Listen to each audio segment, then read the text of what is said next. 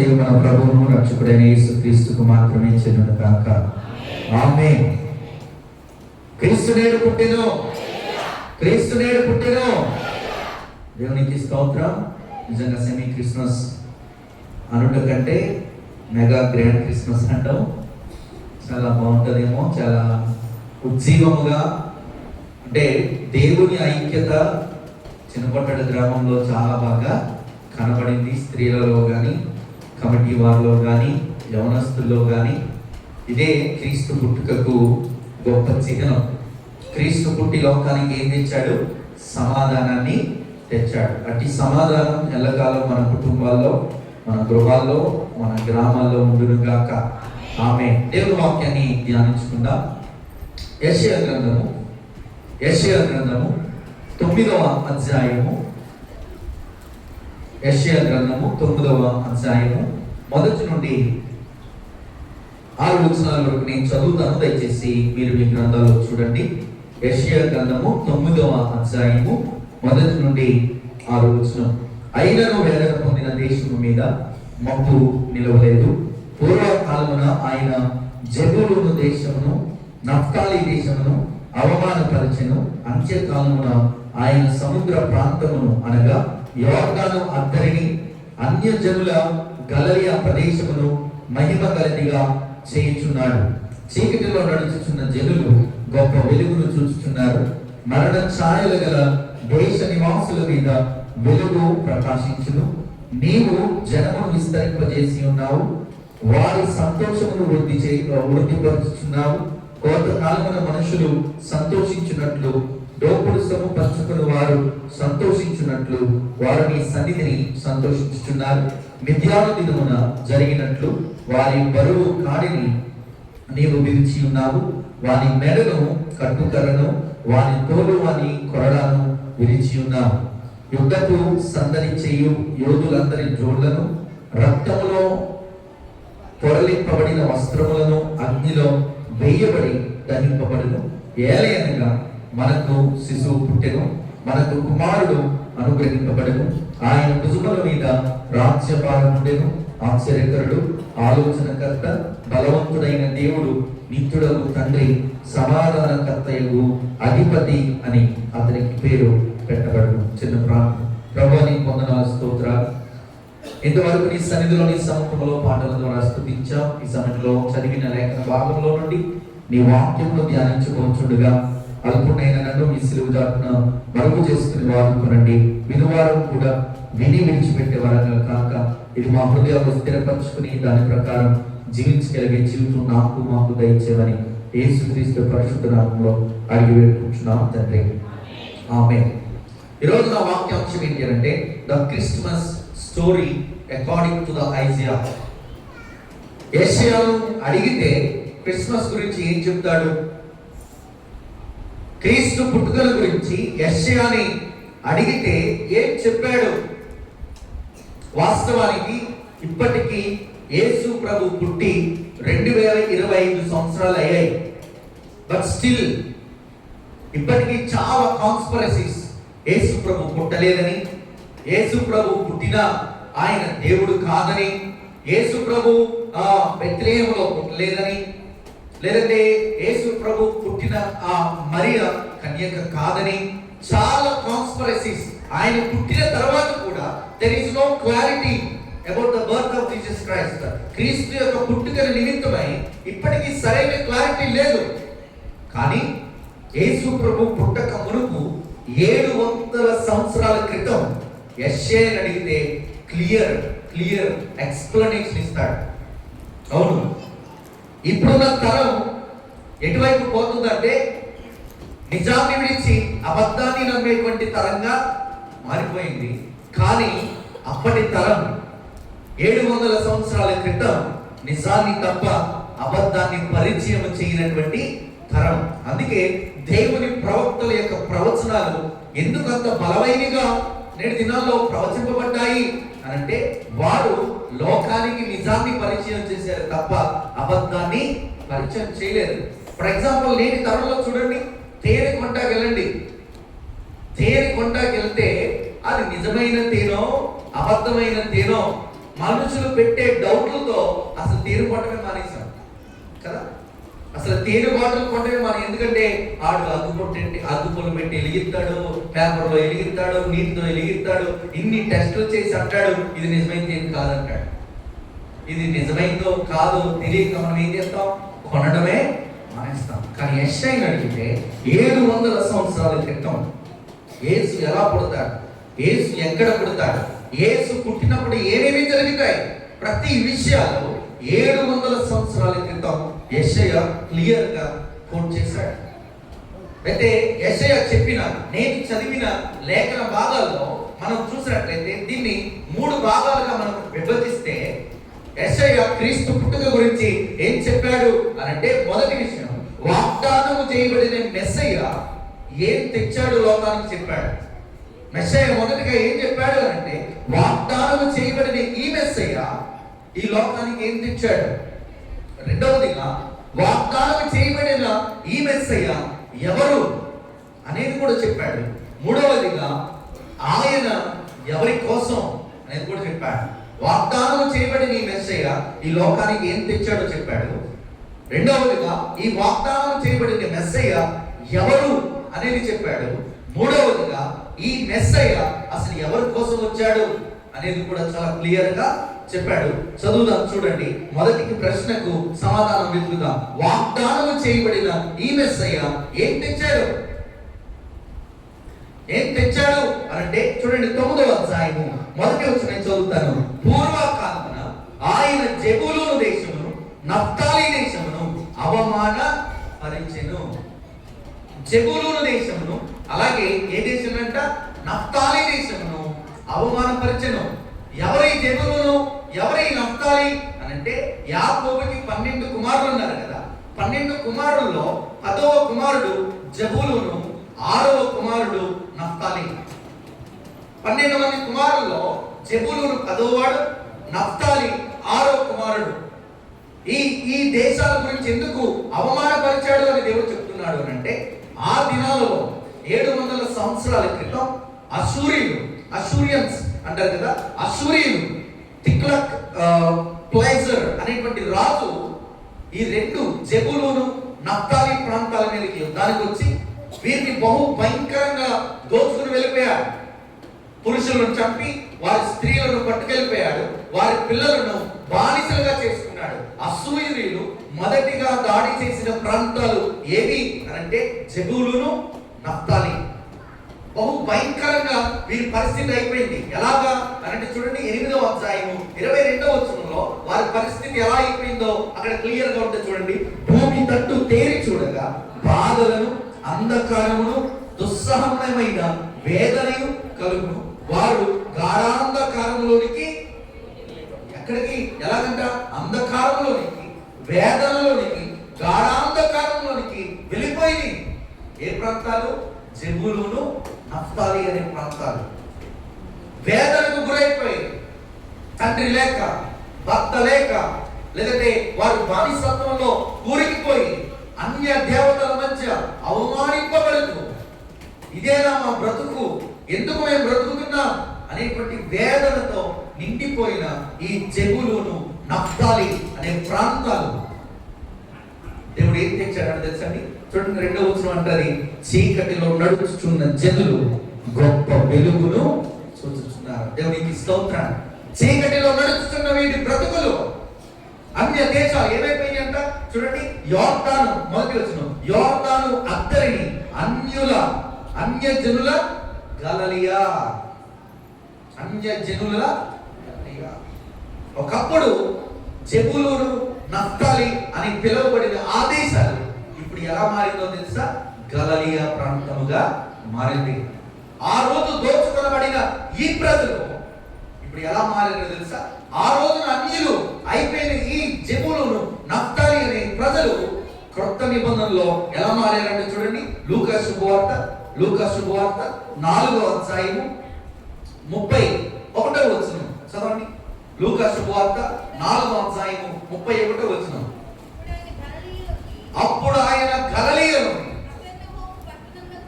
కపెర్నహూము పట్టణములకు వచ్చి విశ్రాంతి దినమున వారికి ఎవరు?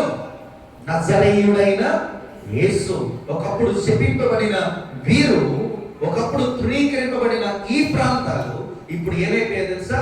నజరేయుడైన యేసు క్రీస్తును బోధించే ప్రాంతాలుగా మారాయి. ఈ యొక్క జెబూలూను, నఫ్తాలి ఒకప్పుడు అన్య దేశాలుగా పిలువబడిన ఈ దేశాన్ని దేవుడు గలిలయగా మార్చి గలిలయ అనే కపెర్నహూమును సువార్తకు కేంద్రంగా దేవుడు మార్చుకున్నాడు. చీకటిలో నడుచుచున్న ఈ జనులు వెలుగును చూస్తున్నారు. ఈ వెలుగే నజరేయుడైన యేసు. ప్రతి దైవజనుని అడగండి, నీ లైఫ్ లో ఏమి కోరిక ఉంది అని అడిగితే ప్రతి ఒక్కరు చెప్పే సమాధానం ఏంటో తెలుసా? లైఫ్ లో ఒక్కసారైనా ఆ గలిలయ ప్రాంతానికి వెళ్ళి యేసు ప్రభు తిరిగిన చోట్లన్నీ చూడాలి అనే ఆశ నేటి దినాల్లో ప్రతి దైవజనులకు ఉన్నది. దేవుడు ఎలా దీన్ని మార్చాడు? ఒకప్పుడు ఈ ప్రాంతం చాలా భయంకరమైన ప్రాంతం. ఈ జెబూలూను, నఫ్తాలిని దేవుడు ఎలా మార్చాడు అంటే గలిలయ, క్రీస్తు సువార్త 30 సంవత్సరాలు పెరిగింది ఎక్కడ అనంటే ఈ యొక్క నజరేతు, ఈ గలిలయ ప్రాంతంలోనే క్రీస్తు 30 సంవత్సరాలు జీవించాడు. ఈ గలిలయ ప్రాంతంలోనే క్రీస్తు 3.5 సంవత్సరాలు పరిచర్య చేశాడు. ఈ గలిలయ ప్రాంతంలోనే దేవుడు తన మొదటి అద్భుతాన్ని చూడండి. యోహాను సువార్త 2వ అధ్యాయము 1వ వచనం చూడండి.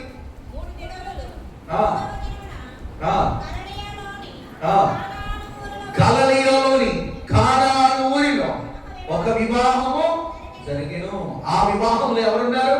క్రీస్తున్నాడు. ఆ క్రీస్తు మొదటి అద్భుతం ఎక్కడ చేశాడో తెలుసా? ఈ గలిలయ అనే ప్రాంతంలోనే.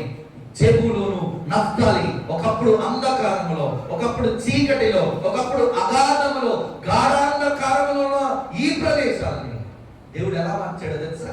అద్భుతాలు చేసేటువంటి ప్రదేశంగా దేవుడు మార్చాడు. క్రీస్తు రాకతో, క్రీస్తు పుట్టుకతో ఈ గలిలయ ప్రాంతానికి ఏమొచ్చింది అంటే వెలుగు ప్రాప్తించింది. అద్భుతాలు చూసేటువంటి ప్రజలుగా, అద్భుతాలను రుచి చూసేటువంటి ప్రజలుగా, అద్భుతాలు చేసిన క్రీస్తును చూసేటువంటి ప్రజలుగా ఈ ప్రజలు మారారు. గలిలయ ప్రాంతాన్ని దేవుడు ఆశీర్వదించాడు. యెషయాను అడిగితే అంటాడు, ఈ జెబూలూను, నఫ్తాలి ప్రాంతానికి క్రీస్తు వెలుగును తెచ్చి అంటాడు. ఒకప్పుడు మన ప్రాంతాలు కూడా చాలా చీకటిలో కూరుకుపోయిన ప్రాంతాలు, చేతబడులతో, చిల్లంగి కార్యాలతో, ఆ యొక్క చేతబడు కార్యక్రమాలతో చాలా చీకటిలో ఉన్న మన జీవితాలకి క్రీస్తు అనే వెలుగు వచ్చి ఉన్నది. ఒకప్పుడు కొట్టాడు వేరు, ఇప్పుడు కొట్టాడా వేరు. ఒకప్పుడు చీకటితో నిండిన ప్రాంతాన్ని దేవుడు క్రీస్తు అనే వెలుగుతో నింపి ఉన్నాడు. ఒకప్పుడు జెబూలూను, నఫ్తాలి అనే ప్రాంతాలు ఏమైంది అంట? అవమానపరచబడ్డాయి. ఇంకా అంటాడు 9వ అధ్యాయం 1వ వచనంలో, అయినను వేదన పొందిన దేశము మీద మబ్బు నిలువలేదు. వేదన పొందిన ప్రజల మీద మబ్బు నిలవలేదు. క్రీస్తు చూడండి, గలిలయ ప్రాంత నివాసులు క్రీస్తును విడిచారు, క్రీస్తును మరిచారు. కానీ దేవుడు మాత్రం గలిలయ ప్రాంతాన్ని మరవలేదు.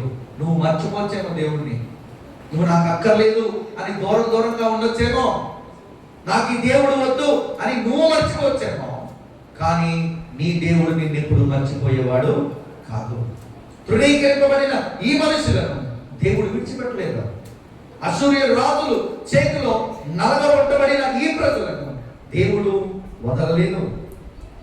అయినను అంటున్నాడు, అయినను మబ్బు నిలువదు. వారు గాఢాంధకారంలో ఉన్నను ఆ మబ్బు నిలవదు. వారు ఎంత శ్రమలు పడినను ఆ మబ్బు నిలవదు.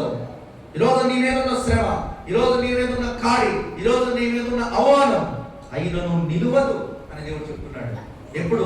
క్రీస్తు నీ జీవితంలోనికి వచ్చినప్పుడు, క్రీస్తు నీ జీవితంలో పుట్టినప్పుడు, క్రీస్తు నీ ప్రాంతంలో నివసించినప్పుడు, క్రీస్తు నీ హృదయంలో నిలిచినప్పుడు.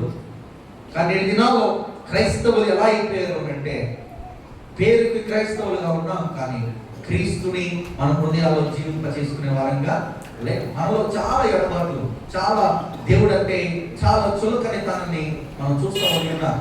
కానీ క్రైస్తవులు అలా ఉండడానికి వీలేదు. క్రీస్తు ఈ జెబూలూను ప్రాంతాన్ని మార్చాడు, నఫ్తాలి ప్రాంతాన్ని గలిలయగా మార్చి ఆయన ఆ గలిలయ ప్రాంతాన్ని హెడ్ క్వార్టర్ గా పెట్టుకున్నాడు. ఎల్ఈఎఫ్ కి హెడ్ క్వార్టర్ ఎక్కడ ఉంది చెప్పండి? మెడ్రాస్. అలాగే క్రీస్తు సువార్తకి హెడ్ క్వార్టర్ ఎక్కడో తెలుసా? కపెర్నహూం. ఈ కపెర్నహూం ఎక్కడుంది?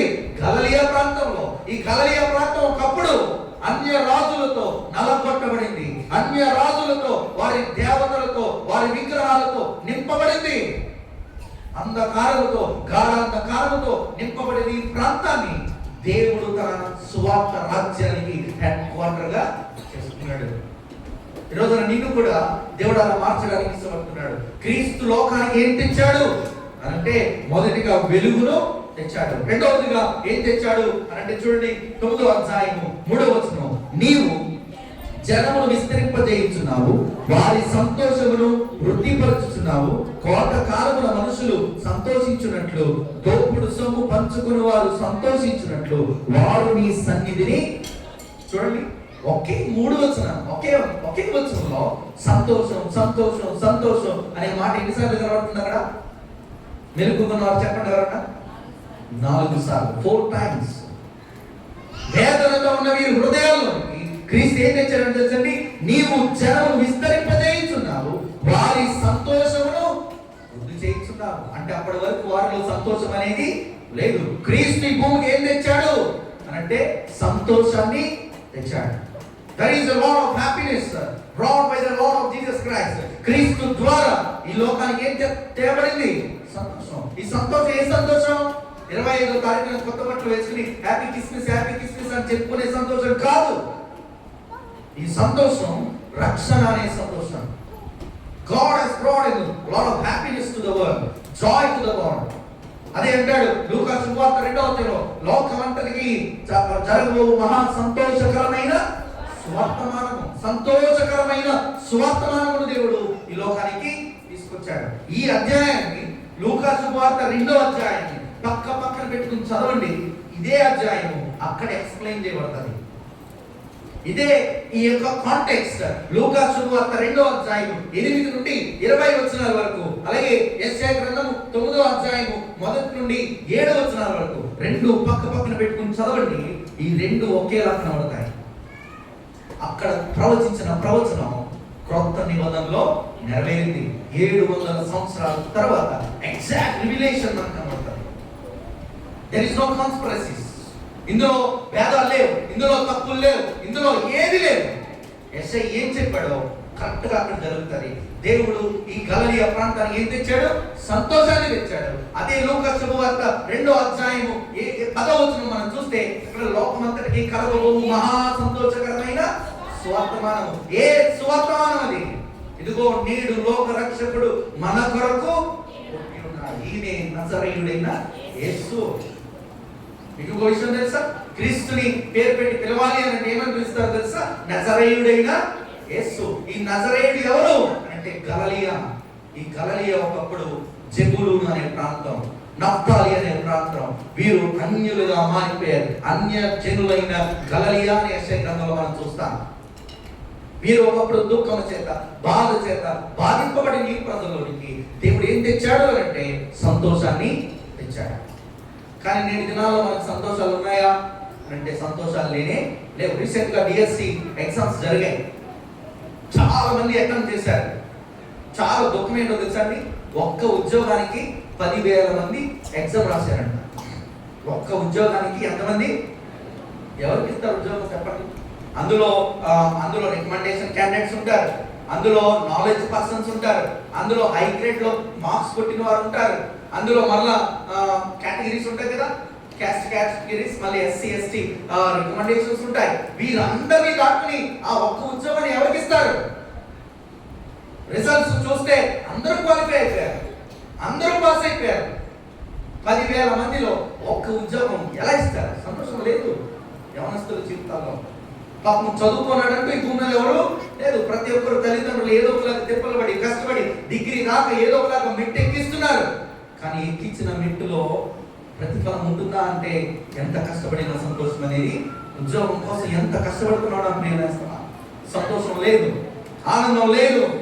రెండు దినాల్లో జియో పాలిటిక్స్ కూడా మనం ఆలోచిస్తే రీసెంట్ గా రష్యా ప్రెసిడెంట్ పుతిన్ భారతదేశానికి వచ్చాడు. పుతిన్ వచ్చి బిజినెస్ లావాదేవీలు మాట్లాడడానికి వచ్చాడు.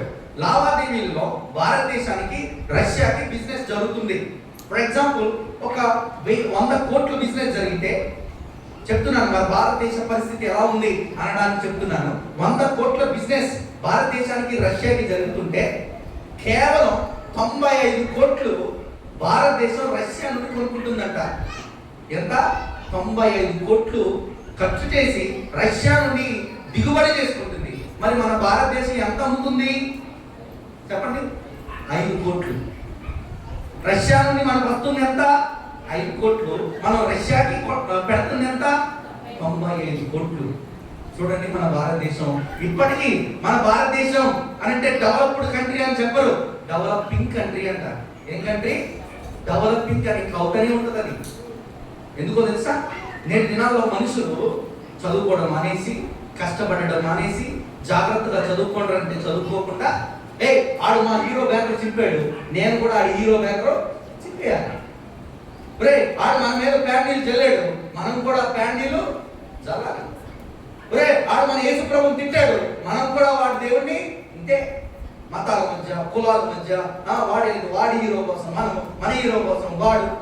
ఇలాగే భారతదేశంలో ఉన్నంత యవనస్తులంట ఏ దేశంలోనూ లేరంట. మెంటల్ గా, ఫిజికల్ గా, నాలెడ్జ్ పరంగా స్ట్రాంగ్ గా ఉన్నటువంటి భారతదేశంలో ఉన్నంత యవనస్తులు ఈ దేశంలో ఎక్కడా లేరంట.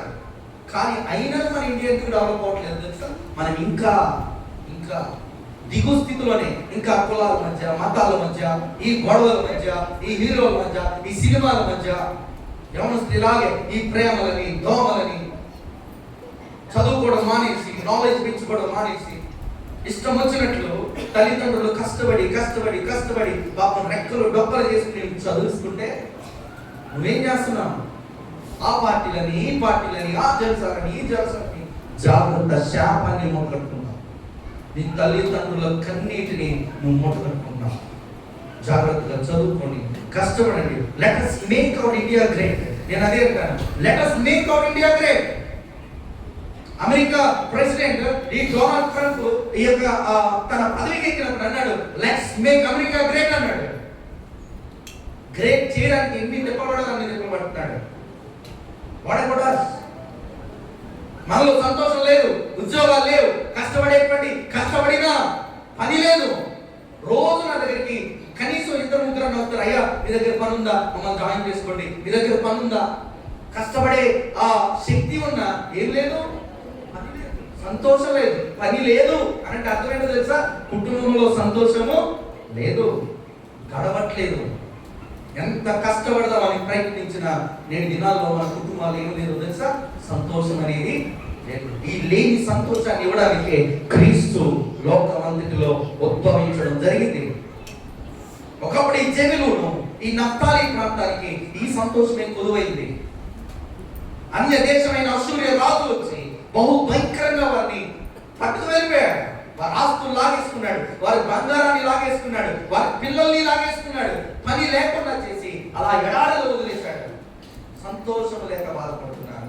నేటి దినాల్లో మన జీవితాలు లేకున్నాయి, సంతోషం లేని జీవితాలు అని అంటాడు దేవుడు. అంటాడు, నేను మీ యొక్క ఏమంటాడు చూడండి, మీ జనమును విస్తరింపజేయుచున్నాను, వారిలో సంతోషమును వృద్ధి చేయించున్నాను. ఎలా?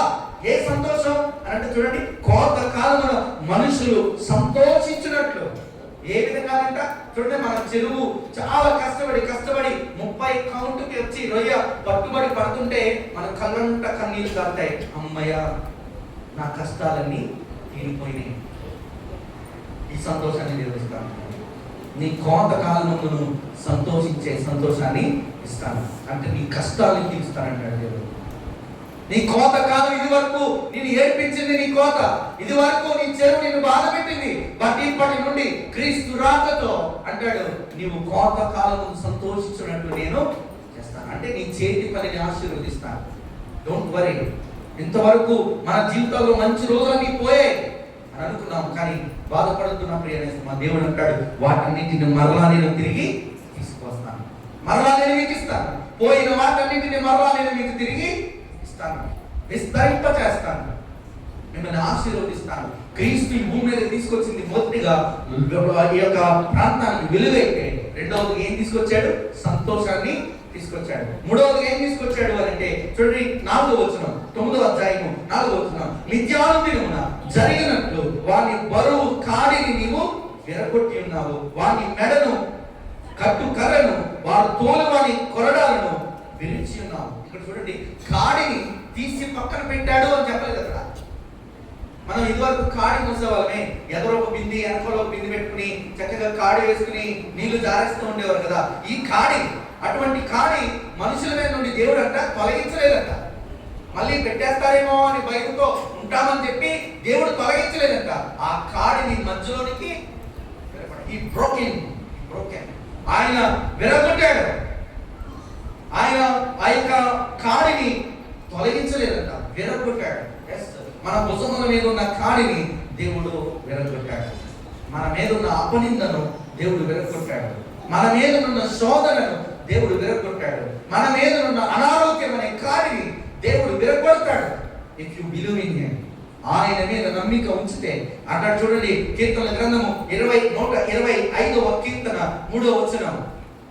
కీర్తనల గ్రంథము 125వ కీర్తన 3వ వచనం. చాపకుండానట్లు భక్తిహీనుల రాజదండం నీతిమంతుల స్వాస్థ్యము మీద. దేవునికి స్తోత్రం. నీతిమంతుల స్వాస్థ్యం మీద ఏమన్నదంట? నీతిమంతుడు పాపము చేయుటకు తమ చేతులు చాపుకున్నట్లు భక్తిహీనుల రాజదండము నీతిమంతుల స్వాస్థ్యం మీద ఉండదు. నీతిమంతుల స్వాస్థ్యం మీద ఉండదు. భక్తిహీనుల యొక్క రాజ్యదండము మన మీద ఉండదు. మనము పాపం చేయకుండా ఉంటే భక్తిహీనుడి మీద ఉండేటువంటి ఉగ్రత మన మీద ఉండదు. దేవుడు మనల్ని తప్పిస్తాడు. అది అంటాడు, కాడి విరగొట్టాను. అలాగే కాదు, నిన్ను కొరడా పెట్టి తరుము వాడి కొరడాను కూడా దేవుడు ఏం చేశాడంట? విరగొట్టాడు. కానీ నేటి దినాల్లో విరగొట్టిన ఈ కాడులను దేవుడు మనుషులు ఏం చేస్తారు తెలుసా? మరలా కట్టేసుకుని మీద వేసుకుంటారు. దేవుడు పాపం అనే కాడిని విరగొడితే, రక్షణ ఇస్తే, ఆ రక్షించబడ్డాని తర్వాత కూడా ఆ కాడిని విడిచిపెట్టకుండా మరలా పాపం చేయడం ప్రారంభిస్తున్నారు, మరలా వేదన చేయడం ప్రారంభిస్తున్నారు, మరలా ఏడవడం ప్రారంభిస్తున్నాడు. దేవుడు అన్నీ చూడండి, ఆదికాండం 1వ అధ్యాయం అంతా చదివితే 6 రోజుల సృష్టిలో దేవుడు అంటాడు, అన్నీ మంచిగా ఉండేను, ఇది మంచిగా ఉండేను, ఇది మంచిగా ఉండేను, ఇది మంచిది అయి ఉండేను. దేవుడు సృష్టించిన ఈ యొక్క సృష్టి అంతా అంట మంచిది మంచిది మంచిది. దేవుడు అన్ని మంచిగా చేసుకుంటా వెళ్తాడంట. మనిషి వెనకాల బయలుదేరాడంట, వాటిని చెడగొట్టుకుంటూ బయలుదేరాడు. అన్ని చెడగొట్టుకుంటూ బయలుదేరి పైపై అంటాడంట, దేవుడు ఉంటే నాకు ఎందుకు ఈ శ్రమ వచ్చింది, దేవుడు ఉంటే ఎందుకు ఇది అలా చెడిపోయింది, దేవుడు ఉంటే ఎందుకు నాకు ఈ కష్టం వచ్చింది. దేవుడు అన్ని బాగు చేసుకుంటూ వెళ్ళాడు. వెనకాల మనిషి బాగు చేసుకుంటూ వస్తున్నాడు. దేవుడు నీ కట్టెలను తెచ్చాడు, దేవుడు నీ బంధకాలను విరిచాడు.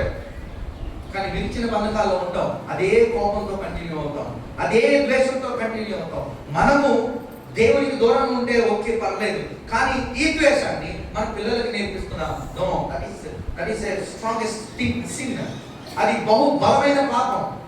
మన కోపాన్ని, మన ద్వేషాన్ని, మన యొక్క అక్కసాన్ని మన పిల్లలకి పాస్ చేయడానికి వీల్లేదు. అది నీతోనే స్టాప్ అయిపోవాలి. ఈరోజున నీవు దేవుని సన్నిధిలో పరిచర్య చేయడం మానేస్తే నీతోనే ఆగిపోవాలి. కానీ నీ పిల్లలతో కూడా అది కంటిన్యూ అవడానికి వీలు లేదు. దాని జాఫర్ గారు చెప్పిన నిజంగా యవనస్తులు వ్యాన్లు తీసుకొచ్చి, that is the real blessing. దేవుడు కాడిని విరిచి, ఒకప్పుడు వారికి వాహనాలు లేవు, ఒకప్పుడు వారికి చేతి పని లేదు, ఒకప్పుడు వారు ఒకరి చేతి కింద పని చేసేవారు. కానీ ఇప్పుడు దేవుడు వారిని ఏం చేశాడు? యజమానులుగా చేశాడు, వారిని ఓనర్స్ గా చేశాడు. వారికంటూ ఒక స్వాస్థ్యాన్ని, వారికంటూ ఒక ఉద్యోగాన్ని దేవుడు ఇచ్చాడు.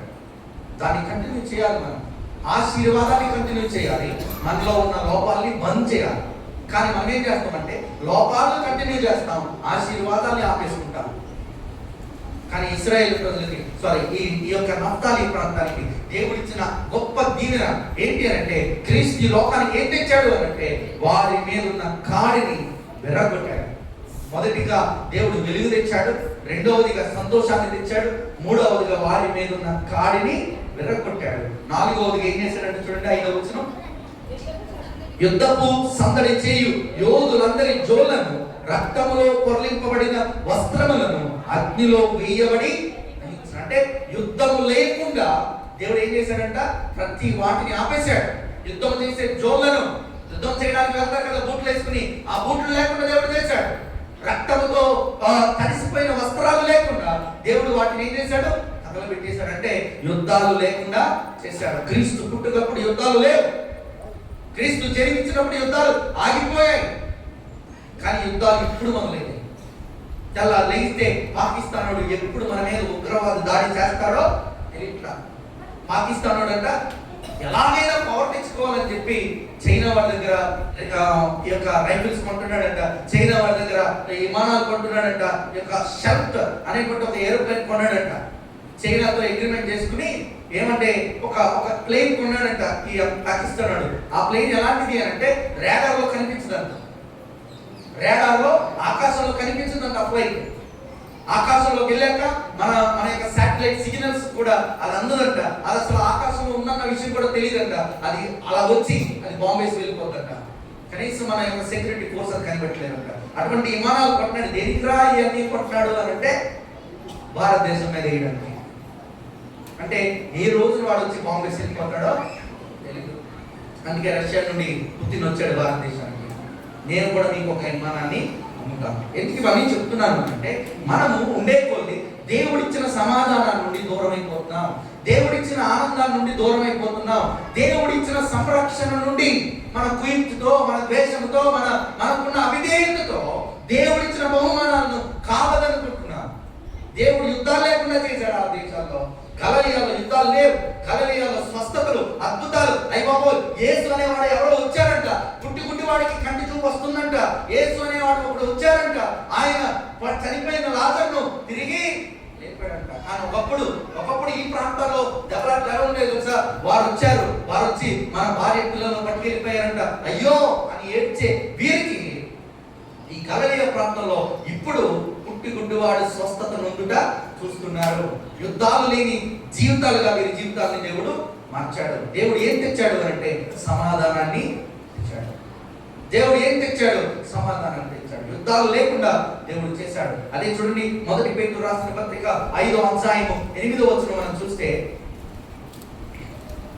పేతురు రాసిన పత్రిక మొదటి అధ్యాయము 8వ వచనం, నిబ్బరమైన బుద్ధి గలవారే మెలకువగా ఉండుడి, గర్జించు సింహము వలె ఎవరిని మృంగుదమా అని తిరుగుచున్నాడు. ఎలా ఉన్నాడంట? నిబ్బరమైన బుద్ధి గలవారై మెలకువగా ఉండుడి, నీ విరోధి అయిన అపవాది గర్జించు సింహము వలె ఎవరిని మృంగుదునా అని తిరుగుచున్నాడు. ఈ పండుగ దినాల్లో మనం చాలా జాగ్రత్తగా ఉండాలి. ఎక్కడికి వెళ్ళినా, ఎక్కడికి వచ్చినా క్షేమంగా వెళ్ళి జాగ్రత్తగా రావాలి. ఈ పండుగ దినాలు ఎక్కువగా మన సంతోషాన్ని దొంగలించడానికి సాతాను ఎక్కువ ప్రయత్నాలు చేస్తాడు. దుఃఖాన్ని నువ్వు నవ్వితే వాడు ఓర్చలేడు, నువ్వు సంతోషం ఉంటే వాడు ఓర్చలేడు. అందుకే నేను ఏడిపించాలి, ఏదో ఒక దుర్వార్తని ఇంట్లో పెట్టాలి, ఏదో ఒక శని వార్తని ఇంట్లో పెట్టాలి అని ఎవరికి మృంగుదమా అని పరిగెడుతున్నాడు. కాబట్టి మనం ఎలా ఉండాలి? నిబ్బరంగా ఉండాలి. ఎలా ఉండాలి? ధైర్యంగా ఉండండి, జాగ్రత్తగా ఉండండి. పిరికి వారి వలె మనం ఉండడానికి విశ్వాసమందు నిలకడగా స్థిరులై వారిని ఎదిరించండి. యుద్ధాలు లేని వాటిగా దేవుడు మనల్ని చేశాడు. కాబట్టి మనం ఆ క్షేమాన్ని కాపాడుకోండి. నిబ్బరము కలిగి ధైర్యంగా ఉండండి, జాగ్రత్తగా ఉండండి. నిజంగా జోసెఫ్ గారి విషయంలో ఎంత వేదన అంటే ఎంత వేదన. చూడండి, మనకి దేవుడు కాళ్ళు ఇచ్చాడు, చేతులు ఇచ్చాడు, చక్కగా అవయవాలని బాగా ఇచ్చాడు. కానీ ఆదివారం ప్రార్థనకు రావాలంటే మనకి ఎంత బాధ, ఎంత నొప్పి. శనివారం అసలు ఎవరు రాలేదు ప్రార్థనకి తెలుసా? నేనేమో ప్యాడ్ వేసుకుని కారు వేసుకుని వచ్చాను. మా చిన్నపట్ల క్రిస్మస్ కదా, పాట ప్రాక్టీస్ చేద్దాం, ఫోన్లే శనివారం మాయిందాం, కొంచెం ప్రాక్టీస్ అవుతుందంటే దీవునమ్మ గారు పాట ఇంకా ఆవిడ పాటనే మాయిందాం ఇంకా దీవెనమ్మ గారికి నాకు రాత్రి బదులైంది. ఇంకా కరెంట్ వచ్చేసి కరెంట్ కూడా తీసేసి ఎవరు రాత్రి పాటలు పాడేవారు లేరు. రాత్రి శనివారం మనకి ఎంత బాధ ప్రార్థనకు రావడం.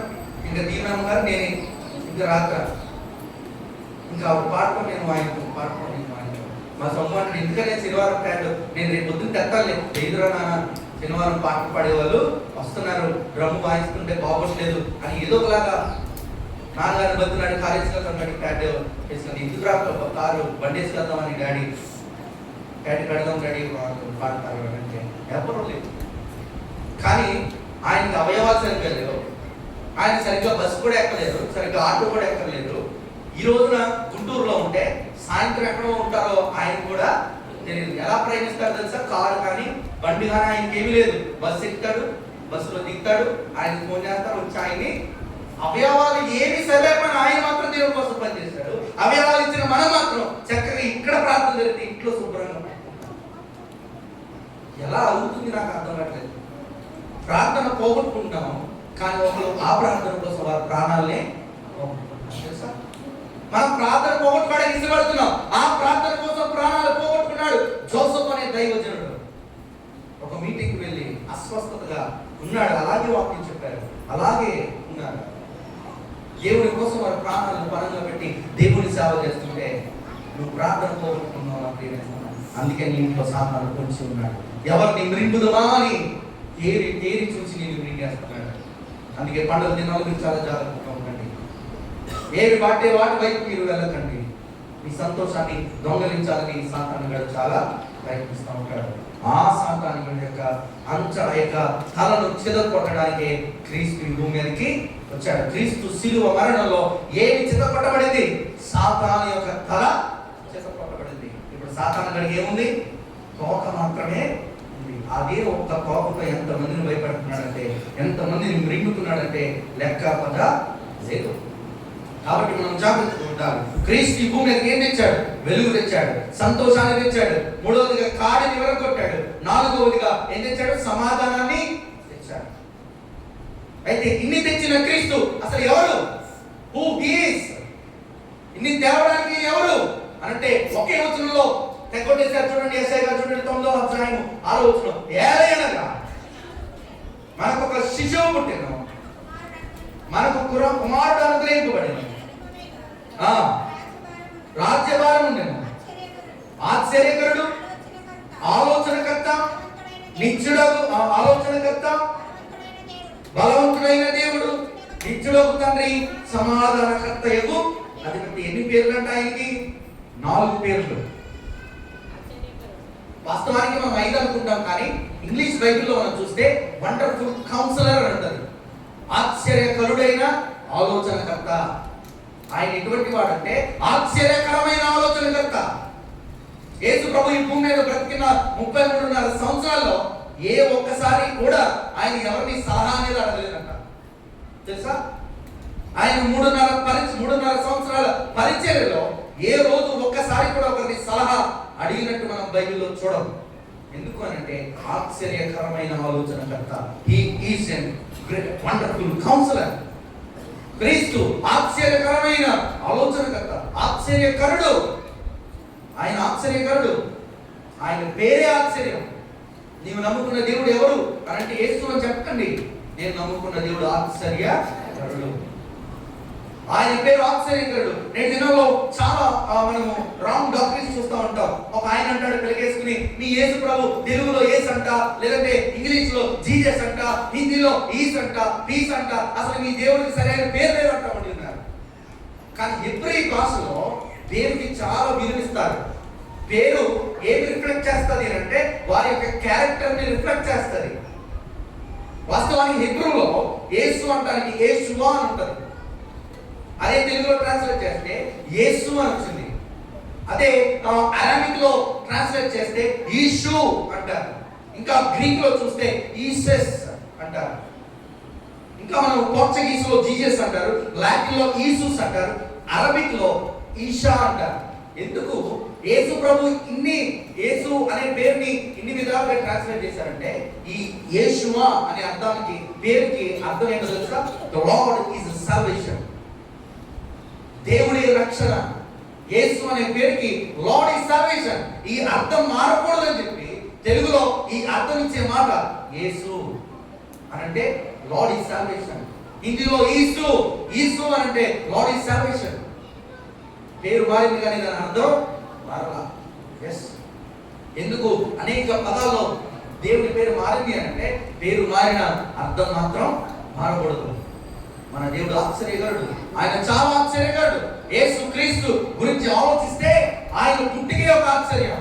ఆయన ఎవరి సంతానం అంట? స్త్రీ సంతానం. ఆయన పుట్టుకలో పురుషుని యొక్క ఏ పార్టిసిపేషన్ అనేది లేదు. ఆయన పుట్టుక ఒక ఆశ్చర్యం, ఆయన జీవించిన విధానం ఒక ఆశ్చర్యం, ఆయన బోధ ఆశ్చర్యం. ఆయన బోధ కూడా ఆయన పట్టుకుందామని వచ్చారంట, బట్లు పట్టుకుందామని వచ్చి ఆయన మాటలని ఆయన పట్టుకోకుండానే వెళ్ళిపోయారంట. ఆయన అధికారి ఎరా యేసు ప్రభుని తెమ్మని పట్టుకొని పంపించాలని పట్టుకుని రండి అని పంపిస్తే ఎందుకు వచ్చేసారంటే ఆయన చెప్పిన మాటలు ఈ భూమి మీద ఇప్పటి వరకు ఎవరో మాకు చెప్పలేదు. అంత ఆశ్చర్యకరమైన మాటలు. ఇప్పుడు ఆయన మాటలు ఆశ్చర్యం, ఆయన పుట్టుక ఆశ్చర్యం, ఆయన జీవితం ఆశ్చర్యం, ఆయన మరణం ఆశ్చర్యం, ఆయన పునరుద్ధానము ఆశ్చర్యం. అందుకే దేవుడు అంటాడు ఆశ్చర్యకరుడైన ఆలోచనకర్త. ఫిలిప్పీయులకు రాసిన పత్రిక 2వ అధ్యాయం 10-11 చూడండి. ఫిలిప్పీయులకు రాసిన పత్రిక 2వ అధ్యాయం. అందుచేత పరలోకమందున్న వారిలో కానీ భూమి మీద ఉన్న వారిలో కానీ భూమి క్రింద ఉన్న వారిలో కానీ ప్రతి వాని మోకాలు యేసు నామమున ప్రతి మోకాలు యేసు నామమున ఎందుకు వంగాలి? ఆకాశమందున్న వారేమి, ఆకాశం క్రింద ఉన్న వారేమి, భూలోకం క్రింద ఉన్న వారేమి ప్రతి మోకాలు ఎవరి నామమున వంగాలి? యేసు. ఎందుకు? ఆయన ఆశ్చర్యకరుడైన ఆలోచనకర్త. నీకు ఆలోచననిచ్చే దేవుడు. నీలో ఎవరికైనా జ్ఞానం కొదువుగా ఉన్నదా? ఎవరి దగ్గరికి రావాలి? క్రీస్తు దగ్గర. ఎందుకు అనంటే ఆయన ఆలోచన ఇచ్చే దేవుడు. యోసేపుకు ఆలోచన ఇచ్చాడు, అయ్యో ఈ మరియను వదిలేయాలా లేదంటే వివాహం చేసుకోవాలా అని ఆ డౌట్ లో ఉన్నప్పుడు ఈ దూత వచ్చి ఆలోచన ఇచ్చింది. ఓ యోసేపు, నువ్వు విడిచే పెట్టాల్సిన భాగ్యమేమి కాదు, ఆమె పరిశుద్ధాత్మని ద్వారా గర్భవతి అయింది, ఆమెను సంరక్షించు అనేటువంటి ఆలోచన యోసేపుకి ఇచ్చాడు దేవుడు. చాలా విషయాల్లో మన బైబిల్లో చూస్తే ఆలోచన లేని చాలా మందికి ఆలోచన ఇచ్చింది దేవుడే. అందుకే ఆయన అంటారు ఆశ్చర్యకరుడైన ఆలోచనకర్త, వండర్ఫుల్ కౌన్సిలర్. ఆ రెండు ఒకటే, ఆశ్చర్యకరుడైన ఆలోచనకర్త. ఆయన ఆలోచన ఒక ఆశ్చర్యమే, ఆయన ఆలోచన ఒక ఆశ్చర్యం. ఎస్, ఈయన ఎవరు? ఇన్ని తెచ్చిన ఈయన ఎవరు అంటే ఆశ్చర్యకరుడైన ఆలోచనకర్త. నిత్యుడగు తండ్రి, బలవంతుడైన దేవుడు, సమాధానకర్తయగు అధిపతి. Yes, he is the founder of peace. ఆయన సమాధానానికి ఫౌండర్. ఆయన తప్ప మరి ఎవరు లేదు. అధికారం కలిగిన వాడు సమాధానానికి. ఆయన ఆశ్చర్యకరుడైన ఆలోచనకర్త. ఎవరు ఈ క్రీస్తు అంటే ఆశ్చర్యకరుడు. ఎస్, ఆశ్చర్యం. ఆయన జీవితం ఆశ్చర్యం, ఆయన పుట్టుక ఆశ్చర్యం, ఆయన జీవించిన జీవితం ఆశ్చర్యం, ఆయన మాట్లాడిన మాటలు ఆశ్చర్యం, ఆయన మరణం ఆశ్చర్యం, ఆయన పునరుద్ధానం కూడా ఆశ్చర్యం. ఎస్, మనం నమ్ముకున్న దేవుడు ఎవరు? ఆశ్చర్యకరుడు. అయితే ఈ ఆశ్చర్యకరుడు ఎవరి కోసం వచ్చాడు అంటే ఏలయనగా మనకు ఒక శిశువు ఎవరికి పుట్టెను? మరియకు పుట్టెను అని ఉందా? చూడండి, యెషయా గ్రంథం 9వ అధ్యాయం 6వ వచనంలో మరియకు పుట్టెను అని ఉందా? మనకు కుమారుడు అనుగ్రహింపబడెను, మనకు శిశువు పుట్టెను. ఎవరికి? మనకి. This is for us. ఆయన ఎవరి కోసం పుట్టాడు అంటే మన కోసమే పుట్టాడు. Only one man in the world who want to die.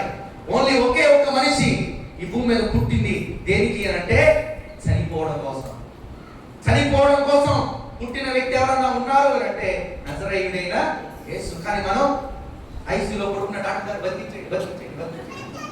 అవునా? 90 సంవత్సరాలు వచ్చినా కూడా బతికే. మనం ఏంటి అంటే బ్రతకడానికి పుట్టాము, కానీ క్రీస్తు మాత్రం చనిపోవడానికి పుట్టాడు. That is the difference between us and Jesus. దేవునికి మనకి మధ్య తేడా ఏంటి అంటే ఆయన మన కోసం పుట్టాడు. మన కోసం ఎందుకు పుట్టాడంటే మన కోసం చనిపోవడానికి, బ్రతకడానికి కాదు. ఆయన ఆల్రెడీ ప్రణాళిక వేసుకుని నీ కోసం ఒక దారి వేసుకుని ఆయన నీ కోసం వస్తే నీవేమో ఆయన వద్దని తిరుగుతావు. ఇంకెంతకాలం? ఎన్ని సంవత్సరాలు? 2025 సంవత్సరాలు కూడా అయిపోయింది. సిల్వర్ జూబ్లీ అంటారు కదా, 25 సిల్వర్ జూబ్లీ అయిపోయింది. మరి ఇంకెప్పుడు మారుతాం? ఇంకెప్పుడు? నీ కోసం రక్షకుడు పుడితే, నీ కోసం ఎందుకు పుట్టాడు అంటే నీ కోసం చనిపోవడం కోసం పుట్టాడు. ఇంకెప్పుడు రక్షణ పొందుతాం? ఆయన ఈ భూలోకానికి విడుదలను తెచ్చాడు, సంతోషాన్ని తెచ్చాడు, వెలుగును తెచ్చాడు, సమాధానాన్ని తెచ్చాడు, మనకున్న కట్టెలను విరిచాడు. ఇవన్నీ విరిచిన ఈ దేవుడు ఆశ్చర్యకరుడుగా ఈ భూమి మీదకి వచ్చాడు. ఈ ఆశ్చర్యకరుడు ఎవరి కోసం వచ్చాడు అంటే నీ నా కోసం ఈ భూమి మీదకి వచ్చాడు. నీ కోసం నా కోసం ప్రాణం పెట్టుటకై ఈ భూమి మీదకి వచ్చాడు. వచ్చిన ఈ క్రీస్తుని మనం విడిచిపెట్టడానికి వీలు లేదు, మనం వదులుకోవడానికి వీలేదు. ఇదే అనుకూలమైన సమయం, ఇదే రక్షణ దినము. కాబట్టి ఇప్పుడే రక్షణ పొందుదాం, ఇప్పుడే మారు మనసు పొందుదాం. క్రీస్తు యొక్క సంతోష సమాధానాలతో ఎల్లకాలం మన కుటుంబాలు వర్ధిల్లును గాక. ఆమె అన్నవారిని దీవించండి ప్రభా. కలవంచండి అయితే ప్రార్థించండి. మహాగరుడ మహోన్నతుడ ఘనమైన శ్రేష్టమైన పరిశుద్ధ నామమునకు వందనాలు స్తోత్రాలు. ఇంతవరకు మేము వినిన వాక్యాన్ని మీరు దీవించండి. అలాగే ప్రభా, విన్న వాక్యాన్ని విని విడిచిపెట్టేవారు కనుక ఇది మా హృదయాల్లో స్థిరపరచుకుని దాని ప్రకారం జీవించగలిగే జీవితం మొదటిగా నాకు ఇప్పుడు వచ్చిన వారందరికీ దయచేయండి. యేసు క్రీస్తు పరిశుద్ధ నామంలో అడిగి వేడుకుని పొందుకుంటున్నాం తండ్రి. ఆమేన్. ఒక చిన్న